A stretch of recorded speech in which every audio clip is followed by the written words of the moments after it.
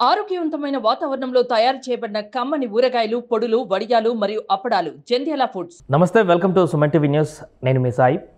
ఆంధ్రప్రదేశ్ ఎన్నికల ప్రచార పర్వం తుదియాంకానికి చేరుకుంది. ఇంకొక వారం రోజుల్లో ప్రచార పర్వం ముగియనుంది. ఈ నేపథ్యంలో అన్ని పార్టీలు హోరాహోరీగా ప్రచారాన్ని నిర్వహిస్తున్నాయి. ముఖ్యంగా జనసేన పార్టీ తరపున పిఠాపురంలో పవన్ కళ్యాణ్ తరపున చిరంజీవి ప్రచారంలోకి వస్తారు అనేటువంటి ఒక అంశం గత కొన్ని రోజుల నుంచి కూడా చర్చనీయాంశంగా మారింది.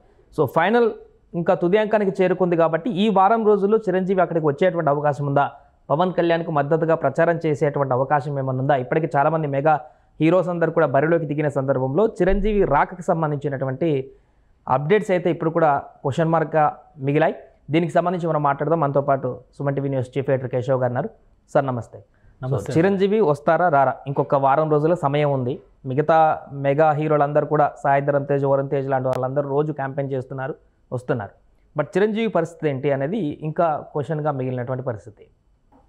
వస్తారా రారా అనే ప్రశ్నకి సమాధానం చెప్పాలంటే ఖచ్చితంగా వస్తారు. ఎలా వస్తారు, ఏ రూపంలో వస్తారు అనే దానికి సమాధానం మ్యాక్సిమం 1-2 రోజులు అనుకుంటున్నాను నేనైతే. ఎందుకంటే చిరంజీవి గారు ఒక ఫారిన్ టూర్ వెళ్ళారు, ఆల్రెడీ వచ్చేసారు.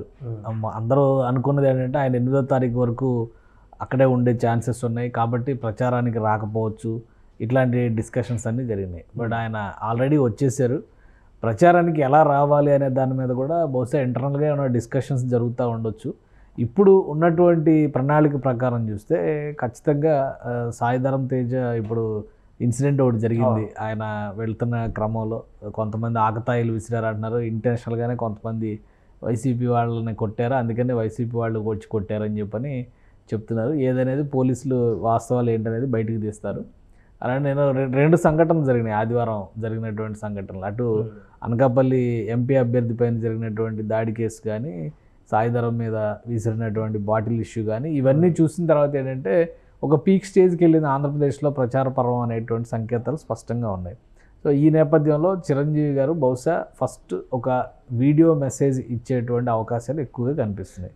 ఆ వీడియో మెసేజ్ ఎలా ఇస్తారో, ఒక వీడియో రికార్డ్ చేసి ఇస్తారా, లేదంటే ఏదైనా సభలో ఆయన లైవ్లో వర్చువల్గా మాట్లాడే అవకాశం ఉంటుంది. ఎందుకంటే వర్చువల్గా మాట్లాడడానికి కూడా బోల్డెన్ ఆప్షన్స్ ఉన్నాయి. గతంలో నరేంద్ర మోడీ గారు, ఇప్పుడు కూడా ఆయన కొన్ని సభలకు చేస్తున్నారు. ఒకేసారి ఒక 7-8 చోట్ల హాలోగ్రామ్ టెక్నాలజీ ఉపయోగించుకుని హాలోగ్రామ్ టెక్నాలజీ ద్వారా ఈయన స్పీచ్ ఇస్తుంటే అక్కడ ఉన్న వాళ్ళందరూ కూడా ఎదురుగా మోడీ గారు ఉండి మాట్లాడుతున్న అనుభూతి చెందినటువంటి పరిస్థితులు ఉన్నాయి.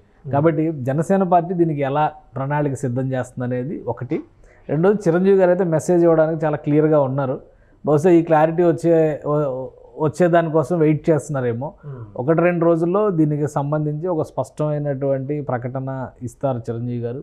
రామ్ చరణ్ గారి గురించి కూడా, ఎందుకంటే ఆయన ఆల్రెడీ ఆయన రావడానికి సంసిద్ధంగా ఉన్నా కానీ పవన్ కళ్యాణ్ గారే ఆపారు అని ఇంటర్నల్గా వస్తున్నటువంటి సమాచారం. సో పవన్ కళ్యాణ్ గారు ఒకవేళ ఆపి ఉంటే ఇప్పుడు రమ్మని ఆయన చెప్తారని నేనైతే అనుకోవటం లేదు.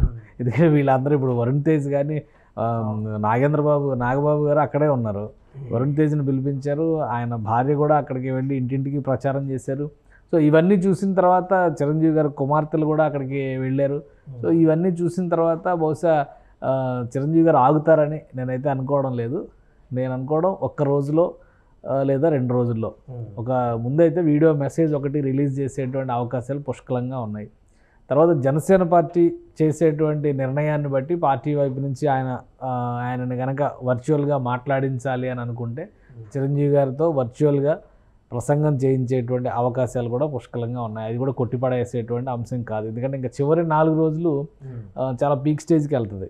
11వ తారీఖు సాయంత్రం 5 గంటల తర్వాత ప్రచారానికి తెరపడుతుంది. సో ఈ నేపథ్యంలో మనం చూస్తే కనుక చాలా క్లియర్గా ఇంకా అవకాశాలు అయితే ఉన్నాయి. ఆయన వచ్చేసారు కాబట్టి సినిమాకి సంబంధించి సినిమా షూటింగ్ షెడ్యూల్ స్టార్ట్ అవ్వడానికి కూడా ఒక 1-10 రోజులు విరామం ఉందనేటువంటిది ఒక సమాచారం ఉంది.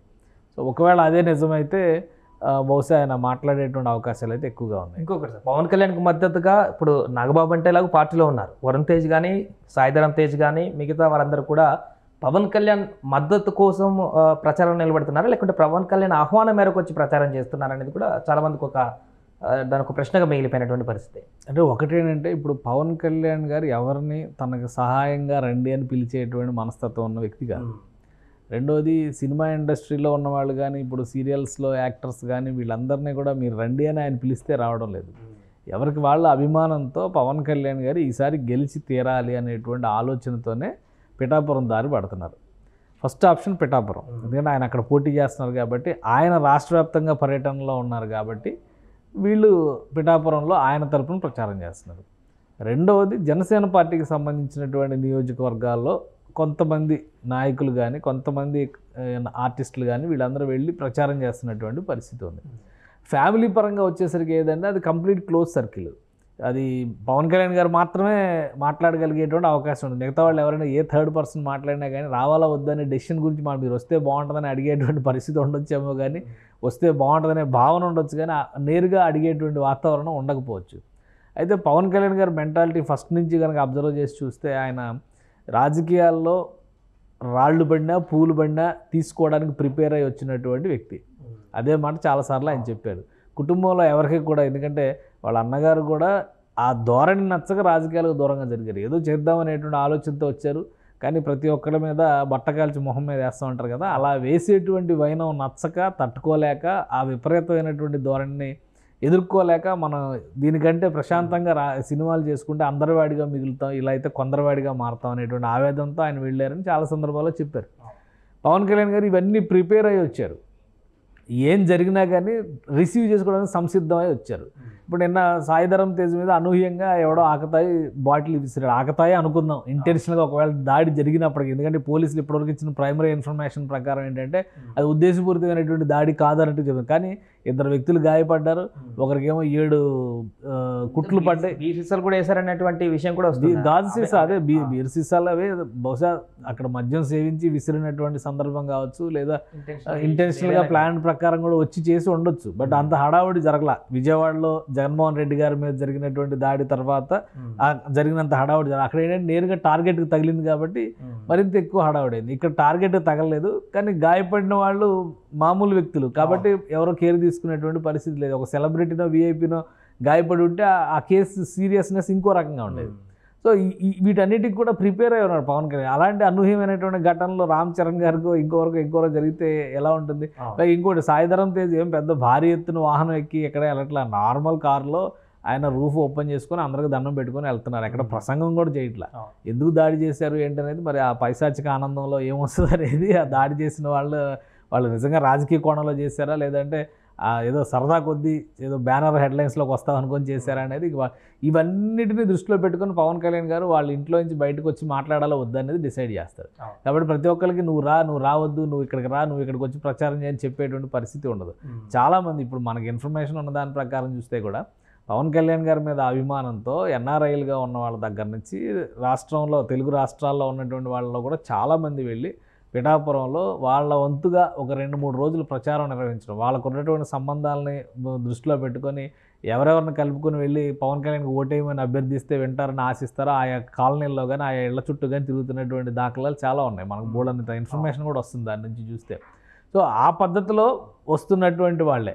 ఇక చిరంజీవి గారి ఫ్యామిలీ నుంచి అనేసరికి ఖచ్చితంగా మొన్న ఆయన 5 కోట్ల రూపాయల విరాళం ఇచ్చినటువంటి సందర్భంలోనే అన్నదమ్ముల మధ్య ఎటువంటి అభిమానం ఉంది, ఎటువంటి అనుబంధం ఉంది అనేటువంటి విషయం చెప్పకనే చెప్పారు ప్రజలకి. దాని గురించి కొత్తగా ఏం మాట్లాడాల్సిన అవసరం లేదు. కానీ ఆయన నేరుగా వచ్చి, ఇప్పుడు ఒక విషయం ఆలోచించండి, అనకాపల్లి ఎంపీ అభ్యర్థిగా సీఎం రమేష్ గారు పోటీ చేస్తూ చిరంజీవి గారు మద్దతు కోరారు. పెందుర్తి ఎమ్మెల్యే అభ్యర్థిగా పంచకర్ల రమేష్ బాబు గారు పోటీ చేస్తూ చిరంజీవి గారు మద్దతు కోరారు. సో వీళ్ళిద్దరినీ కూర్చోబెట్టుకుని పక్కన వీడియో మెసేజ్ ఇచ్చినటువంటి చిరంజీవి గారికి పవన్ కళ్యాణ్కి ఓటేయండి, కూటమిని గెలిపించండి అని చెప్పడానికి ఏదైనా అభ్యంతరం ఉంటుందని మనం అనుకుంటామా? కాబట్టి ఆస్కారమే లేదు. సొంత తమ్ముడు ఆయన పార్టీ కోసం ఆయన చేసినటువంటి కౌలు రైతు భరోసా యాత్ర చూసి నేను చెల్లించానని చెప్పి 5 కోట్ల రూపాయలు విరాళం ఇచ్చినటువంటి వ్యక్తి ఆయన ఇవ్వడమే కాకుండా తన కుమారుడిని కూడా మీరు ఇవ్వమని చెప్పారంటే, ఇప్పుడు ఇస్తాను అంటే కూడా రామ్ చరణ్ ఆగమని చెప్పని పవన్ కళ్యాణ్ గారు నేను చెప్పాను అని అంటున్నారు. సో అంటే అంత రిలేషన్ ఉన్నటువంటి ఫ్యామిలీలో ప్రచారం కోసం రారు, మాట్లాడరు మద్దతుగా అని అనుకోవడానికి అయితే ఆస్కారం లేదు. కాకపోతే ఏంటంటే తర్వాత పరిణామాలను కూడా ఆలోచిస్తున్నారు. చిరంజీవి గారు మాట్లాడితే ఎలా రియాక్ట్ అవుతారు, వీళ్ళందరూ ఎలా మాట్లాడతారు, ఎందుకంటే ఎవరైతే మద్దతుగా వస్తున్నారో వాళ్ళందరూ జీవిత చరిత్రల్ని మీడియా ముందర కడిగేస్తున్నారు కదా. కాబట్టి ఇవన్నీ దృష్టిలో పెట్టుకొని ఆచితూచి వ్యవహరిస్తున్నారు. ఖచ్చితంగా చిరంజీవి గారు వర్చువల్గా మాట్లాడడానికి స్కోప్ ఉంది.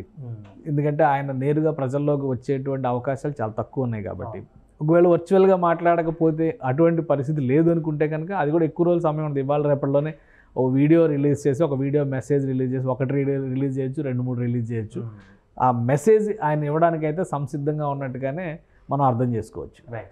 సో మొత్తానికి అది పిఠాపురంలో ప్రచారంలో భాగంగా అటు జనసేన దూసుకుపోతున్న సందర్భంలో అటు చిరంజీవి ప్రచారంలోకి వస్తారనేటువంటి కన్ఫ్యూజన్కి అయితే ఖచ్చితంగా పవన్ కళ్యాణ్కు మద్దతుగా అయితే కనీసం ఒక వీడియోని అయితే రిలీజ్ చేసేటువంటి అవకాశం ఉంది. లేదుగా నేరుగా వచ్చి మద్దతు తెలిపేటువంటి అవకాశం కూడా ఉన్నట్టుగా తెలుస్తుంది. చూడాలి ఈ 4-5 రోజుల్లో దీనికి సంబంధించినటువంటి అప్డేట్ ఏమైనా కనిపిస్తుందో లేదో. సుమన్ టీవీలో మీ పర్సనల్ అండ్ బిజినెస్ ప్రమోషన్స్ కోసం కింది నెంబర్కి కాంటాక్ట్ చేయండి.